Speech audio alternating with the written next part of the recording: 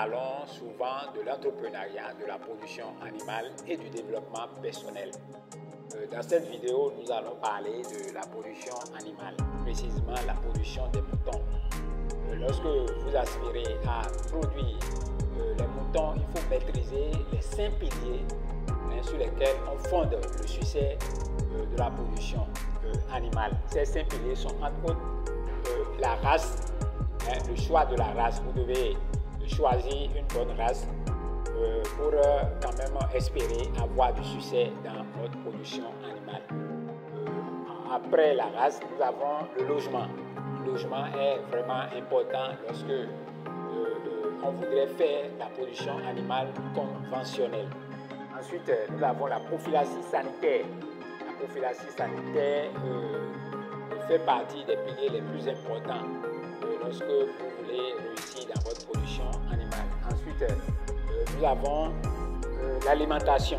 L'alimentation, c'est le pilier, c'est le principal pilier entrant dans la production animale. Ce pilier représente 70% des dépenses entrant dans la production animale. Ensuite, nous avons la reproduction. Donc voilà les 5 piliers sur lesquels il faut vraiment agir pour réussir sa production animale. Pour le cas de la production des moutons, la race de moutons que vous devez choisir pour espérer avoir du succès, je l'ai déjà dit, c'est la race hybride. La race hybride, c'est cette race qui est issue du croisement d'une race locale et d'une race importée. Et cette race offre beaucoup d'avantages.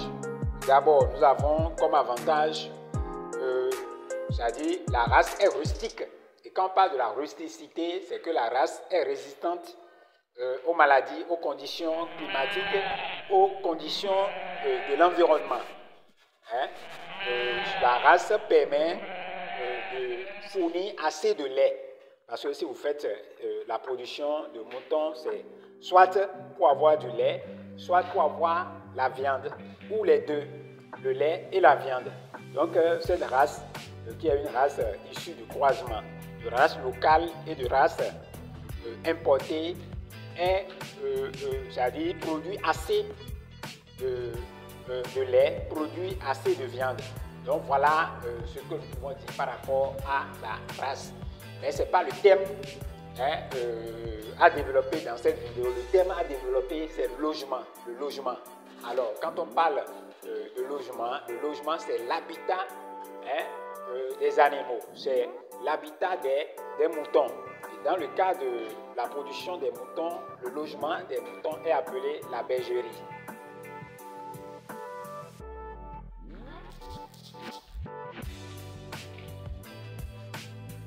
Alors, pour avoir du succès dans la production de moutons, il faut construire un logement pour ces moutons. Il faut avoir un habitat pour protéger les moutons contre les intempéries, contre la pluie, contre l'ensoleillement, contre le vent, contre les prédateurs. Donc, il faut nécessairement avoir un abri.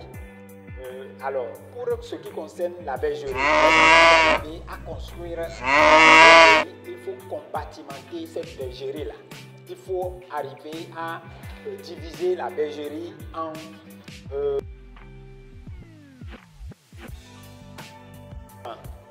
à savoir la bergerie de reproduction. La bergerie de reproduction, c'est là où les reproducteurs vont faire les accouplements et se reproduire et donner des agneaux, et donner des brebis, des petits moutons. Donc, lorsque nous prenons cette bergerie doit avoir certaines conditions, c'est-à-dire le calme. Il doit rayer une atmosphère de calme pour permettre aux reproducteurs de remplir les conditions pour une bonne reproduction. Ensuite, nous avons la bergerie de croissance. La bergerie de croissance, c'est-à-dire après sevrage, après naissance des agneaux, ces agneaux vont passer quelque temps avec les reproducteurs, vont passer quelque temps avec les femelles. Et après sevrage, alors il faut mettre ces agneaux dans un autre enclos, dans une autre bergerie. Et dans cette bergerie-là, il n'y a rien que les agneaux. Et ces agneaux sont entretenus pour leur croissance. On leur donne des aliments de croissance. Donc, la bergerie de croissance ou de développement. Ensuite, après la bergerie de croissance, nous avons la bergerie d'engraissement. La bergerie d'engraissement. Quand on parle de bergerie d'engraissement, c'est pour engraisser, pour engraisser les moutons qui sont destinés pour la vente. Lorsque arrivé à une étape de la croissance, alors les moutons seront choisis pour être engraissés. Et souvent, le cesse qui est souvent engraissé, ce sont les mâles. Ce sont les mâles qui sont engraissés pour être vendus. Et donc, dans cette bergerie d'engraissement, il faut apporter des aliments qui sont vraiment utiles pour l'engraissement. Et enfin, nous avons la bergerie de quarantaine, la bergerie de mise en quarantaine.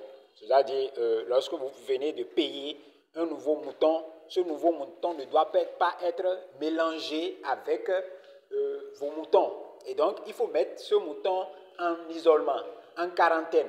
Et donc, il faut avoir une autre bergerie et pouvoir recevoir ce nouveau mouton que vous venez de payer ou ces nouveaux moutons que vous venez de payer. Et donc, cette bergerie de mise en quarantaine doit être isolée complètement de la bergerie, c'est-à-dire de votre bergerie. Il faut que ça soit éloigné parce que dans le cas où il y aura une maladie au niveau des moutons que vous venez de payer, alors cette maladie peut être transmise aux moutons que vous avez dans votre cheptel, dans votre troupeau. Donc c'est pourquoi la bergerie de mise en quarantaine doit être éloignée de la bergerie.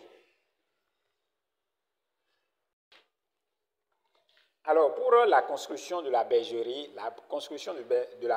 peut se faire de deux manières différentes. Ça dépend de vos ambitions, ça dépend de votre capacité financière. Alors, pour la première construction, c'est-à-dire la première méthode de construction de bergerie, on peut faire la bergerie à même le sol. Ça veut dire que les animaux sont sur le sol, directement sur le sol. Et donc, pour cette construction, on construit le toit du bâtiment devant recevoir les moutons. Ce toit peut être en double pente comme en une seule pente. Maintenant, lors de la construction, le sol doit être cimenté. On doit cimenter le sol. Ceci pour permettre le nettoyage, c'est-à-dire ça rend facile le nettoyage de la bergerie. Ensuite, après ça, le pourtour de la bergerie doit être grillagé. On peut utiliser du grillage comme on peut utiliser des branches du bois. Alors, lorsque nous prenons la construction de la bergerie sur pilotis, cette construction obéit également à certaines règles. D'abord, la hauteur entre le sol et les moutons doit être supérieure à 1 mètre. Et ceci, ça permet d'éviter que les moutons soient en contact avec les gaz dégagés par leur déjection. Ensuite, tel que vous le voyez à l'image, l'écart entre les planches qui sont utilisées pour cette construction, cet écart doit être respecté pour permettre à ce que les déjections puissent tomber et pour empêcher également que les moutons ne tombent. Donc, il faut respecter ces paramètres pour avoir une bergerie bien construite sur pilotis.